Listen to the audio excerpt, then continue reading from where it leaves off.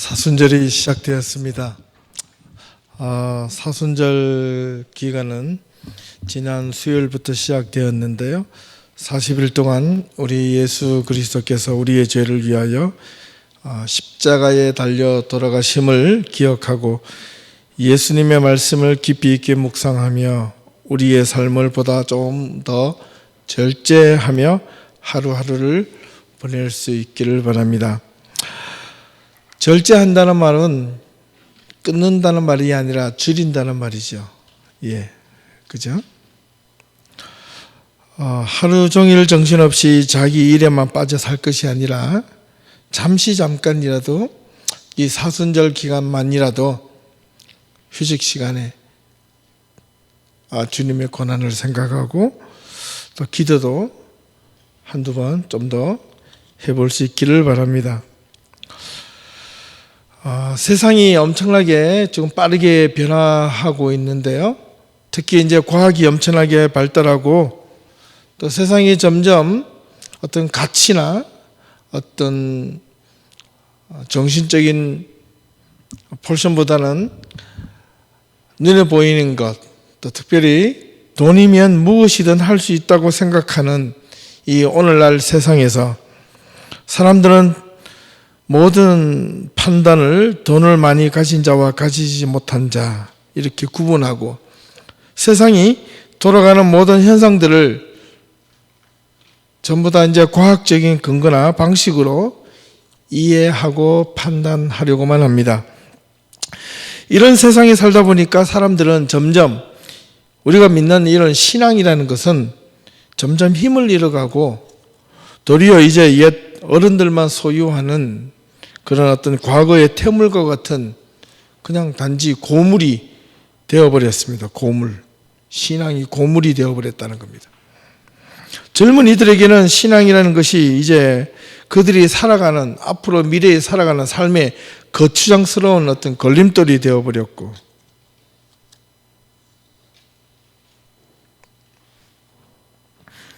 또 그들은 교회를 떠나서 신앙은 더 이상 자기들에게 필요 없는 것이다라고 쉽게 버리고 하늘을 향한 하나님의 향한 신앙과 믿음이 아니라 오직 자신들의 눈앞에 보이는 출세와 권력과 돈만 믿으려고 합니다. 과연 그렇게 살면 돈을 많이 벌면 돈이면 모든 것이 여러분 삶 속에 다 해결이 될까요? 네, 됩니다. 어느 정도는 됩니다. 다는 되지 않아요. 아니, 눈에 보이는 것을 해결할지 모르지만은 진짜 눈에 보이지 않는 것들, 우리에게 진짜 필요한 것들은 돈이나 그 무엇으로도 해결될 수 없는 것이 있습니다. 그런데 왜 세상에서는 점점 모든 일들을 이 과학적 근거와 방식으로 그리고 돈으로만 모든 것을 다 해결하고 판단하려고만 할까요?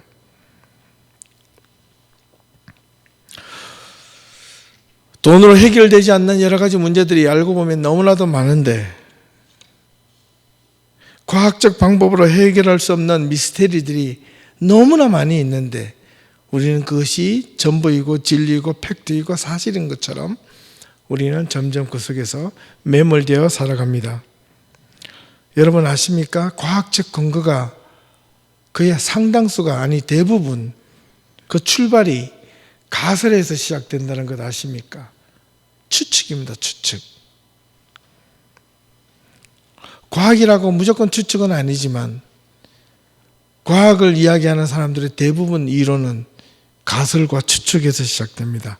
가정된 추론. 그런데도 세상의 모든 이해 방식을 이런 과학적 근거로만 해결하려고 한다면 과학적 근거와 과학적 이해로만 우리에게 신앙으로 받아들이려고 신앙도 그렇게 이해해 보려고 하니까 우리의 신앙이 이해가 되지 않는 겁니다. 물질 만능주의에 사로잡힌 오늘의 현실을 돌아보면 우리의 삶이 물질 때문에 어렵고 시달리고 경제적인 어떤 문제에 부닥치면 답답하고 힘이 듭니다. 예. 그래서 점점 돈에 대한 그리움과 좀 더 많이 가졌으면, 좀 더 내가 여유 있게 가졌으면 그렇게 하소연합니다. 그런데 그것은 나쁜 것이 아닙니다. 잘못된 것이 아닙니다. 왜냐하면 필요하기 때문에 그렇습니다. 그런데 문제는 돈이 최고야라고 하는 것이 문제라는 겁니다. 내가 돈이면 무엇이든 할 수 있어라고 하는 그 마음이 잘못되었다는 겁니다.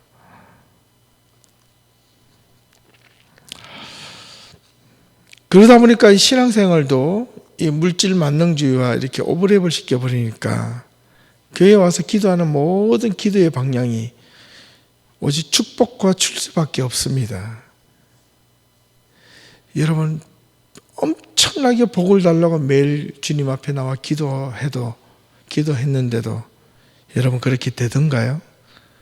복 주시옵소서라고 기도를 수십 번 하고 간절하게 매달렸는데 여러분이 생각하는 만큼 그런 물질적인 축복이 여러분 앞에 떨어지던가요? 기도했는데도, 진실되게 기도했는데도 안 떨어지잖아요. 열심히 기도하며 복을 내려달라고 기도했지만 그 원하는 복들이 모두에게 주어졌나요? 그렇지 않습니다. 오늘 본문 고린도전서 1장 18절에서 25절을 바르게 이해하면 오늘 우리들에게 하나님께서 신앙인으로서 어떻게 살아야 될지 오늘 우리에게 분명하게 가르쳐주고 있습니다. 먼저 이 오늘의 본문을 이해하려면 고린도라는 이 도시에 대하여 조금 더 이해할 필요가 있습니다. 이 고린도라는 이 도시는 고대 그리스 시대의 아주 유명한 도시 가운데 하나였습니다. 고대 저술가들이 이 고린도에 관한 많은 기록들을 남겼는데요. 그 중에 그리스의 2대 서사시 일리아드와 오디세이를 기록한 이 시인 호무라는 이 작가는 이 고린도에 대한 아주 풍요로운 글들을 너무너무 많이 남겼습니다. 그리고 그리스의 역사가였던 투키디데스라는 이 역사가는 이 고린도인들이 아주 뛰어난 조선 기술, 배를 만드는 기술과 상업수단이 엄청나게 훌륭하고 유명했다고 이 역사가는 기록하고 있습니다. 또 이 고린도는 항구 도시입니다. 그래서 중요한 해협의 길목에 위치한 도시였기 때문에 이 그리스 반도와 본도 사이에 있는 그리고 로마와 그리스를 연결하는 아주 중요한 길목에 있는 도시였습니다. 그리고 또 이 고린도는 로마 제국 당시 아가야 지방, 지금으로 말하면 그리스 남쪽과 북쪽을 반을 잘라서 남쪽에 있는 지방을 아가야라고 불렀는데 그 지방의 수도가 바로 고린도였습니다. 그래서 로마 총독이 이 아테네에 머물렀던 것이 아니라 이 고린도에 머물면서 그리스 전체 남쪽 아가야 지방을 지배를 했습니다. 그리고 많은 해상 무역과 상업이 발달을 했기 때문에 이 지역은 경제적으로 부가 엄청나게 많았던 중심 도시였습니다. 그러니까 생각해 보십시오. 이 정치적인 권력, 힘, 부와 어떤 재산들이 많이 있으니까 자연스럽게 따라오는 또 한 가지 부패된 것이 있습니다.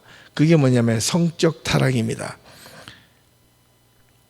이 고린도는 이 그리스, 그 다음에 소아시아, 터키 지방, 그 당시 지중해 모든 연안들 중에서 가장 성적으로 타락한 도시 중에 하나였습니다.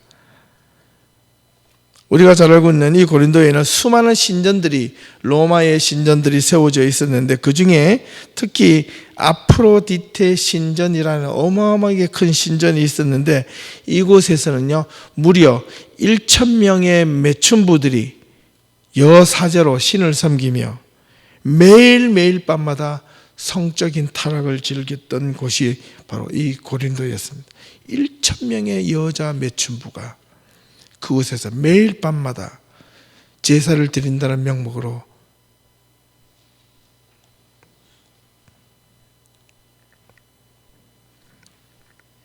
이런 고린도라고 하는 이 도시는 경제적인 부가 엄청나게 늘어났고 정치적인 권력과 힘이 막강했고, 하지만 반면 얼마나 타락한 도시였는가를 우리는 쉽게 알 수 있습니다. 이런 도시에서 사도행전 18장을 보니 사도 바울이 2차 선교 여행 때 고린도를 방문하여 무려 1년 반 동안 이곳에서 머물며 복음을 전하였습니다. 처음에는 유대인의 회당에 들어가 복음을 전하다가 유대인들이 역시 바울을 유대인들이 가장 싫어했던 것 같아요. 유대인들이 이 바울을 복음을 전하는 것을 시기하고 미워하고 질투하고 협박하고 고소까지 당하여 바울이 박해를 당하고 유대인 회당에서 쫓겨나자 유대인 회당의 옆에 있는 신실한 디도 유스도라고 하는 집으로 옮겨 복음을 계속 전했습니다. 그때 이 바울은 밤에 예수님으로부터 환상을 보게 되고 음성을 듣습니다. 두려워하지 말고 침묵하지 말며 말하라. 두려워하지 말고 침묵하지 말며 외치라. 이렇게 음성을 들었던 겁니다. 그래서 바울은 더욱더 담대하게 복음을 고린도에서 외쳤습니다. 그래서 세워졌습니다. 브리스길라와 아굴라가 함께 도왔습니다. 열심히 도와서 세워놓은 이 고린도 교회를 세워놓고 2차 선교 여행을 마치고 바울은 3차 선교 여행을 준비하고 다시 떠났습니다. 그리고 한참을 돌다가 에베소에 머무르는 동안 고린도 교회에 문제가 생겼다는 것을 듣게 됩니다. 바울이 떠난 뒤에 많은 문제들이 다시 생겼습니다. 그 문제들은 이전에 그들이 삶 속에서 신앙으로 말미암아 모든 것이 사라졌던 것들이 다시 불거지기 시작했습니다. 돈 문제, 권력 문제, 명예 문제, 부의 문제, 성적인 타락의 문제, 이런 세상의 문제뿐만 아니라 나아가서 그들이 신앙의 문제까지 불거지게 되었습니다. 이러한 총체적인 문제를 안고서 바울은 근심하는 마음으로 기록한 것이 바로 고린도전서입니다. 지금 이 고린도 지역은 총체적인 난국에 빠져 있습니다. 사람들은 네가 잘났니 내가 잘났니 하며 서로 자랑질을 하였고, 나는 바울에게, 나는 아볼로에게, 나는 게바에게, 나는 그리스도에게 속한 자라고 서로 당파를 지으며 이간질도 하였고, 바울이 전한 예수 그리스도에 대한 이야기는 언제부턴가 모르게 사라지고 자신들의 삶으로, 자신의 삶의 이익으로 돌아가 버렸고, 십자가는 오로지 아무런 의미도 없는, 세상적인 말로 십자가는 이제 예수 그리스도의 보혈의 십자가는 무용지물이 되고 말았습니다. 바울이 전한 복음이 헛것이 되고 말았습니다. 그렇게 외치며 외쳤던 바울의 복음이 쓸모없게 되었다는 말입니다. 무엇 때문에? 세상의 일과 신앙의 타락이. 고린도 교인들은 세상의 힘과 권력을 다시 의지하였고, 돈을 밝혔고 물질을 밝혔고 모든 교회 안에 일어나는 문제들을 세상적인 가치와 기준으로 생각했습니다. 그들은 교회 안에서 일어나는 모든 문제를 다시금 세상에 가지고 있는 여러 가지 것으로 다시 끌어들여서 자기 마음대로 하려고 했다는 겁니다. 이제 더 이상 그 교인들은 십자가의 말씀을 들으려 하지 않았다는 겁니다. 그들에게 복음이라는 것이 그들이 살아가는 삶의 재물보다, 권력보다, 그들의 정치적인 힘보다, 세상의 입장, 활락, 기쁨, 쾌락보다 결코 복음이 앞서지 못했습니다. 더 이상 그들은 하나님의 능력을 능력으로 인정하지 않았습니다. 이러한 상황 속에서 바울은 고린도 교인을 향하여 힘차게 외쳤던 것이 바로 18절 말씀입니다. 십자가의 도가 멸망하는 자들에게는 미련한 것이요 구원을 받는 우리에게는 하나님의 능력이라 외쳤습니다.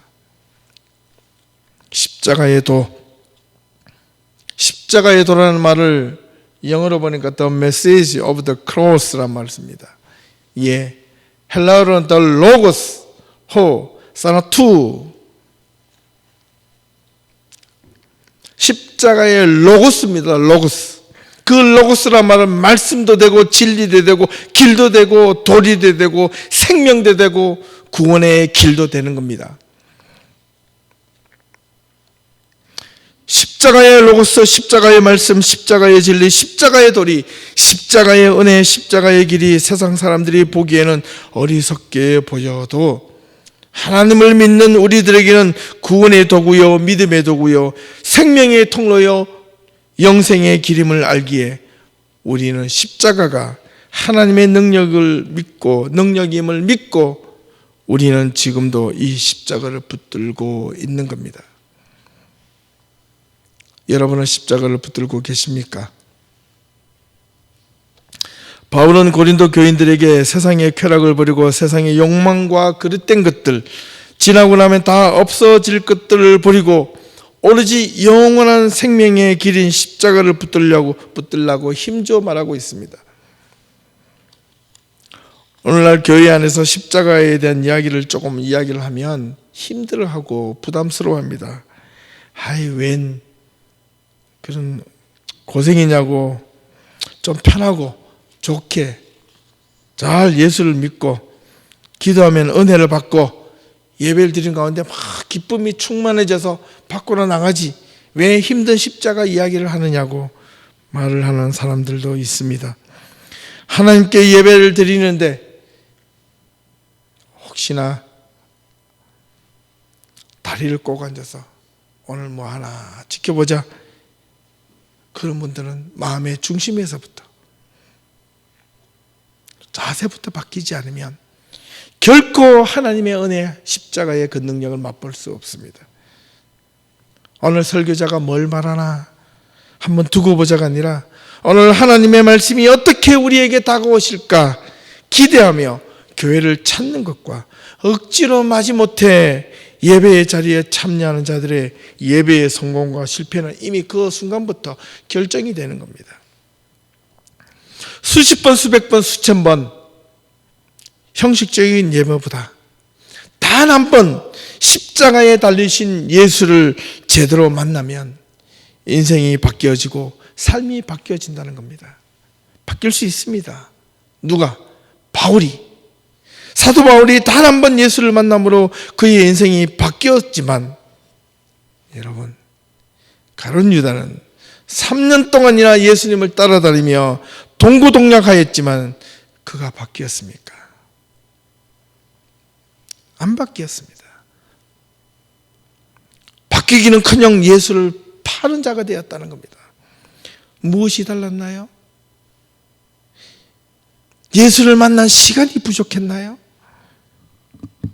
예수님이 전한 복음이 부족했나요? 예수님의 능력이 부족했나요? 가룟 유다가 바뀌지 못한 게?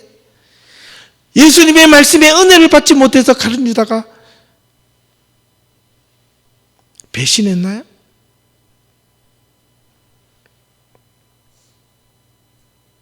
그렇지 않습니다. 가룟 유다는 처음부터 예수를 따라다니면서 마음에 다른 속셈이 있었던 겁니다. 3년 동안 따라다니면서 물 위에 걷는 기적도 보았고 병을 고치는 것도 보았고 죽은 자를 살린 것도 보았지만은 그게 가룟 유다에게는 그것이 자기 마음을 변화시키지 못했습니다. 예수님의 말씀이 힘이 없어서 가룟 유다가 배신했나요? 그러나 한 번도 보지 못했던 사도 바울은 단 한 번 다메섹 앞에서 예수를 만나면서 그의 인생이 완전히 바뀌었습니다. 이 두 가지 비유를 놓고 보면 우리 크리스천들은 반성할 부분이 너무너무 많은 것 같아요. 내가 수십 번, 수백 번 어릴 때부터 예수를 믿는다고 교회 와서 예배를 드리고 하나님께 기도하고 말씀을 드려본다 한들 오늘 우리가 기도해 주신 우리 집사님의 기도처럼 우리가 진짜 복음을 제대로 하나요? 흉내를 내지 않습니까? 진짜 복음을 알고 진짜 복음을 받아들인다면 인생이 바뀐다는 거죠. 삶이 바뀐다는 거죠.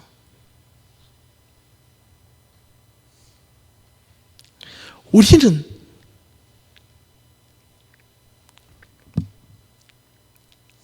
예수님의 말씀을 우리에게 가르쳐 달라고 이야기를 하면서도 예수님의 말씀을 들으려 하지 않습니다. 예수님이 가신 그 길을 따라간다고 말을 많이 하지만 진짜 나는 따라갈 마음이 준비가 자세가 되어 있지 않습니다. 내가 교회에 나와서 예배를 드리고 있지만 정말 내가 만나고 싶은 분은 예수님이 아닙니다. 예수님이 십자가가 아니라는 겁니다. 내가 정말 사랑하고 싶었던 것은 예수 그리스도로 말미암아 내가 이웃을 사랑하고 가족을 사랑하고 교회를 사랑해야 되는데 내가 사랑하고 싶은 것은 다른 것이 있었다는 겁니다. 이게 가룟 유다의 마음이었습니다. 그러나 사도 바울은 담에석으로 올라갈 때 자기를 위해 욕망을 위해서 올라가지 않았습니다.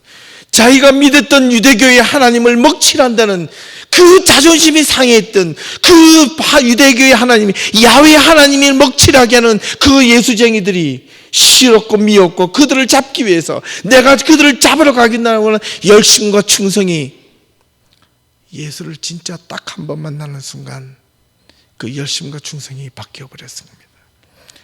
이것이 진짜가 아니구나. 이게 진짜구나.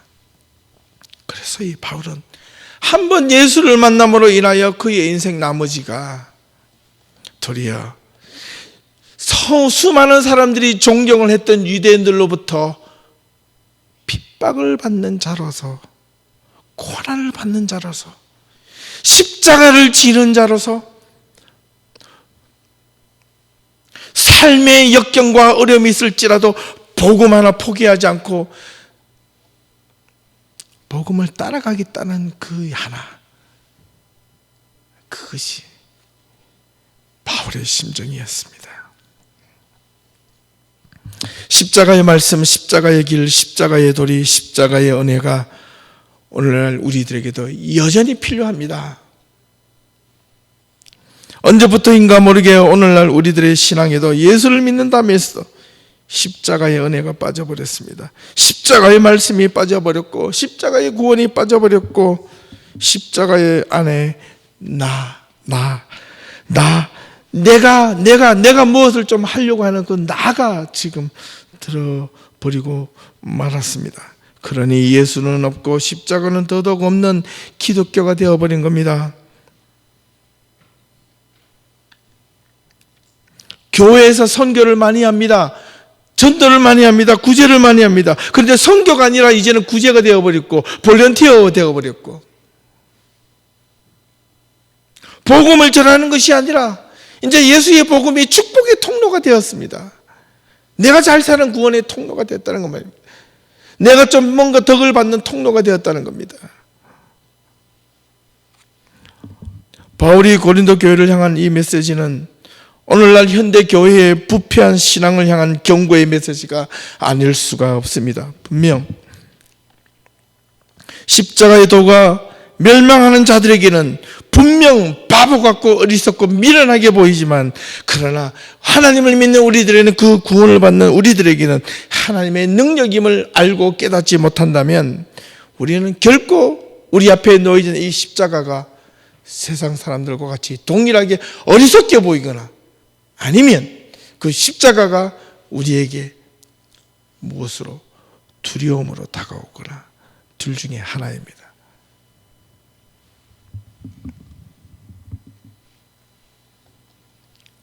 사랑하는 우리 예담교회 성도 여러분, 예수 그리스도를 믿으십니까? 한 번 더 묻겠습니다. 예수 그리스도를 여러분 믿으십니까? 그러면 십자가를 보십시오. 십자가를 지십시오. 십자가의 고난을 두려워하지 마십시오. 주님이 함께 하십니다. 내가 너와 함께 하겠다고 약속하셨습니다. 19절에서 21절 말씀입니다. 기록된 바 내가 지혜 있는 자들의 지혜를 멸하고 총명한 자들의 총명을 폐하리라 하였으나 지혜 있는 자가 어디 있느냐? 선비가 어디 있느냐? 하나님께서 이 세상의 지혜를 미련하게 하신 것이 아니냐?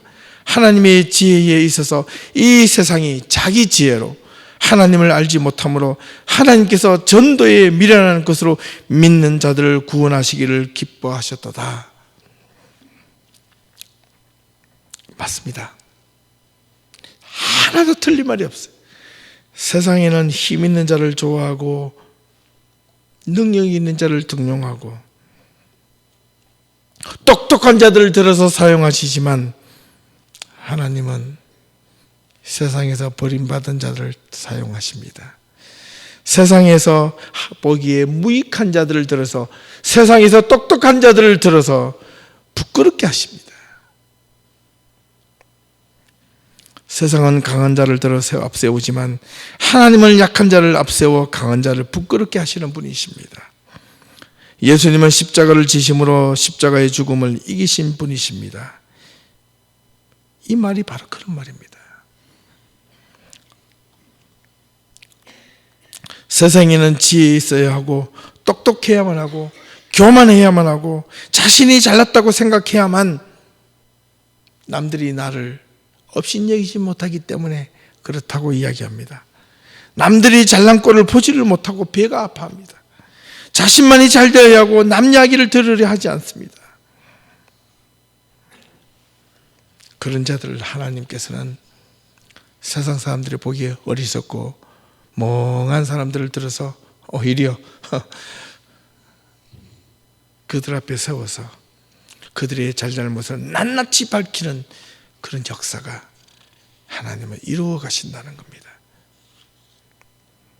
그리고 전도만큼 미련한 것이 참 없습니다.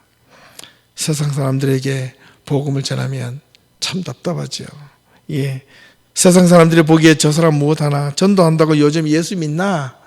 예, 너희들 생활이나 삶이나 똑바로 하지. 요즘 전도하고 누가 교회 가나? 누가 교회 따라가나? 따라갑니다. 가는 사람이 있습니다. 그런 사람들이 구원을 받습니다. 그런 사람들이 하나님 앞으로 돌아온다는 겁니다. 전도하면 예수도 믿습니다. 우연히 어제 인터넷에 글을 하나 봤는데 이단들이 신앙 간증한 글들이 하나 올라와서 제가 읽어봤어요. 이단들은 목숨을 내어놓고 전도를 합니다. 보니까 자기의 삶을 다 팽개치고 2년 3년 동안 선교지에 파송을 받아서 그곳에 가서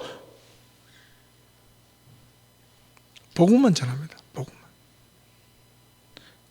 문을 두드리는데 그것이 몰몬경을 갖다 놓으니까 몰몬경을 읽고 자기들이 나와서 침례를 받았더라. 이런 구원을 받고 이게 하나님의 능력이다. 이게 그렇게 막 자랑을 하고 신앙 간증하는 모습을 보고 야, 우리는 뭐하노? 나는 뭐하노?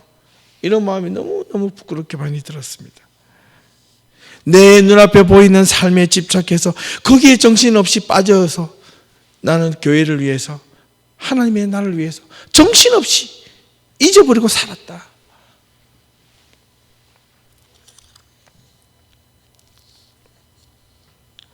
하나님 앞에 설 때 모두가 그렇게 대답하시면 안 되겠습니다. 하나님의 말씀을 전하는 것을 무시하는 만큼 교만한 자가 없습니다. 하나님의 말씀을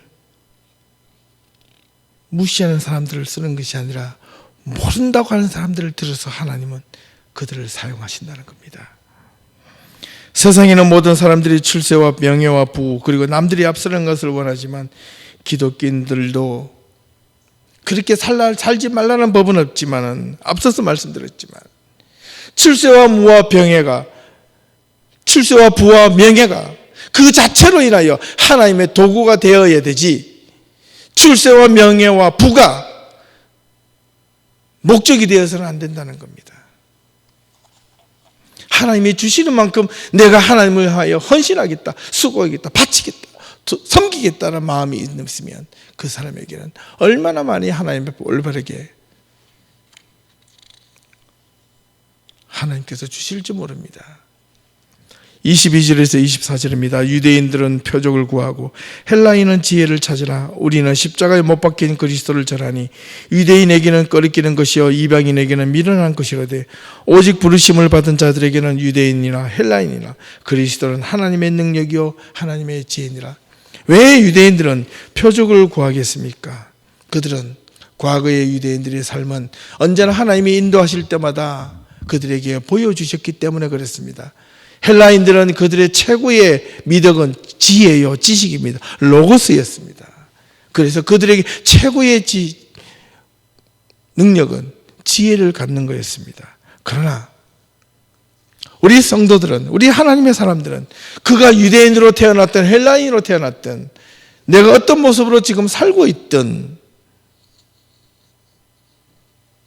그리스도를 믿는 사람들은 다르다는 겁니다. 그리스도인들은 무엇을 바라보는가? 십자가를 바라본다는 겁니다. 우리 예담교회 모든 성도님들은 하나님 안에서 예수 그리스도를 주로 올바르게 믿고 주님이 지셨던 그 십자가를 똑바로 바라볼 수 있어야 하겠습니다. 그래서 25절 말씀에 보면 하나님의 어리석음이 사람보다 지혜롭고 사람보다 하나님의 약하심이 사람보다 강하니라. 하나님의 어리석음이 사람보다 지혜롭고 하나님의 약하심이 사람보다 강하니라. 이 말씀을 들으면 참 힘이 됩니다. 너무너무 힘이 됩니다. 왜냐고요? 오늘 이 세상은 하나님을 믿는다면 괜히 마음속으로 안 됐다 하는 표정으로 바라보는 사람들이 좀 있어요. 교회 왜 나가니? 그 시간에 딴 거 하지. 이렇게 말하는 듯이 참 불쌍히 바라보는 사람들도 있습니다. 예. 그래서 오늘날 이 시대를 좀 신앙인들을 보고 야, 종교는 참 민중의 아편이야. 마약이야. 힘들면 나가서 기도하고 소리 한번 지르면서 기도라도 하면 하나님께서 다 내려주실 것처럼 다 응답하실 것처럼 믿고 나아갑니다라고 우리가 주님 앞에 매일 기도해 보지만 우리의 삶은 여전히 변한 것이 없는데 언제까지 그렇게 믿고 발발 떨며 부들부들 떨며 그렇게 살아야 합니까? 십자가가 아니라 하나님 내 삶에 대한 바둥바둥 그림이 옆에 믿지 않는 사람들이 보기에 그것은 아편이라는 겁니다. 하나님 붙들고 기도해봐라. 네 삶이 얼마나 달라졌는지, 교회에 나와서 예배를 수백 번 수천 번 드려봐야 네 마음이 얼마나 변했는가 돌아보라. 네 삶이 어떻게 바뀌었는지. 차라리 복권을 사라. 로또를 사라. 로또를 사는 것이 하나님께 매달리며 도와달라고 간구하는 것보다 훨씬 확률적으로 높을 거야. 이렇게 핀잔을 주고 비아냥거릴 수도 있습니다. 하지만 Are you Christian? 여러분 그리스도인이십니까? 여러분 그리스도인이십니까? 대답을 안 해요. 아닙니까? 불교인이십니까? 여러분 예수 그리스도를 믿는 성도 맞습니까? 아멘. 그러면 세상 사람들이 아무리 핀잔을 주고 비아냥거려도 우리는 멈출 수 없습니다. 무엇을? 아무리 피곤해도 아무리 지쳐도 우리가 죽기 전까지는 우리가 정말 세상 사람들이 모두가 무엇이라 해도 우리는 예배를 멈출 수가 없고 우리의 기도를 멈출 수가 없고 힘들 때 우리가 드리는 찬양을 멈출 수 없습니다. 이것이 그리스도인들의 본분이요 신앙이요 자세입니다. 마음이 들지 않을 때, 불평하고 힘들 때, 짜증내고 고단할 때 쓰러지고 넘어진다면 세상 사람들과 뭐가 다르겠습니까? 그리스도인은 멈추서는 안 되는 것이 있습니다. 바로 인내입니다. 하나님의 연약함이라는 이 말은 영어로도 weakness of God, 실제로는 이 연약하다는 이 단어는 굳게 만들다, 굳게 세우다라는 반대로 부정령을 앞에 붙여서 쓰는 말인데, 정신적으로 무장이 해제가 되다 이런 뜻이에요. 하나님의 약하심은, 하나님의 원래 계획은 세상 사람들이 하나님 보시기에 죄를 지어서 다 죽여버리고 싶은데 하나님 그 생각을 무장 해제당했다 이런 뜻입니다. 하나님의 약하심이 세상 사람들이 보기에 별것 아닌 것처럼 보여도 하나님의 연약함이 없으셨다면 우리는 모두 다 죽을 죄인이었기 때문에 그렇습니다. 하나님의 연약함이 우리를 구원하셨고, 하나님의 연약함이 우리를 새롭게 하셨고, 하나님의 연약함이 가장 밑바닥에서 우리를 다시금 일으켜서 세상 사람들이 보기에 부끄럽게 만드셨다는 겁니다. 세상 사람들이 부끄럽게 만드셨다는 겁니다. 그렇기 때문에 우리는 하나님의 연약함 때문에 우리 자신이 무능력하지 않고 무기력하고 우리도 똑같이 나약한 것이 아니라 하나님이 원래 계획이 무장해제당하셨기 때문에 우리를 굽어 살피시고 우리를 불쌍히 여기시고 우리를 다시 한 번 더 긍휼히 여기시고 우리를 다시 한 번 더 우리 하나님 곁으로 돌아오시기 위해서, 돌아오기 위하여 끊임없이 오늘도 인내로 눈물로 하나님을 기다리고 계신다는 겁니다.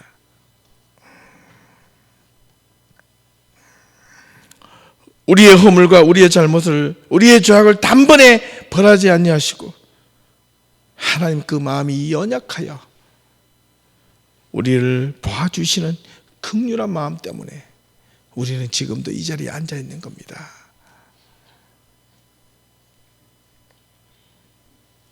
지난주 금요일 날 목사님께서 말씀 오셔서 했던 것 중에 한 가지가 기억이 난 것 있다면 정말 그런 것 같아요. 여러분, 하나님이 여러분들을 필요로 하시는 것 같아요? 아닙니다. 하나님이 저를 필요로 하는 것 같아요? 아닙니다. 하나님이 이런 교회의 건물을 필요로 하시는 것 같아요? 아닙니다. 진짜 필요로 하는 것은 우리가 하나님이 필요하고 우리가 하나님의 도우심이 필요하고 우리가 하나님의 그 십자가가 필요한데, 우리가 하나님이 우리를 필요해 주는 것처럼 그런 마음을 먹어서는 절대로 구원을 받을 수가 없고 은혜를 받을 수가 없다는 것을 기억하셔야 합니다. 사랑하는 우리 예담교회 성도 여러분, 하나님의 연약함은 한마디로 십자가입니다. 그 십자가가 이 세상에서는 가장 보잘것없는 연약함으로 보였으나 하나님의 능력으로 최고의 강함으로 되살아날 수 있기를 소망합니다. 하나님의 연약함 때문에 우리가 살아났기에 우리가 지금 이 자리에서 하나님께 성심을 다해 감사하는 마음을 갖고 살아갈 수 있기를 주님의 이름으로 축원합니다. 기도하겠습니다.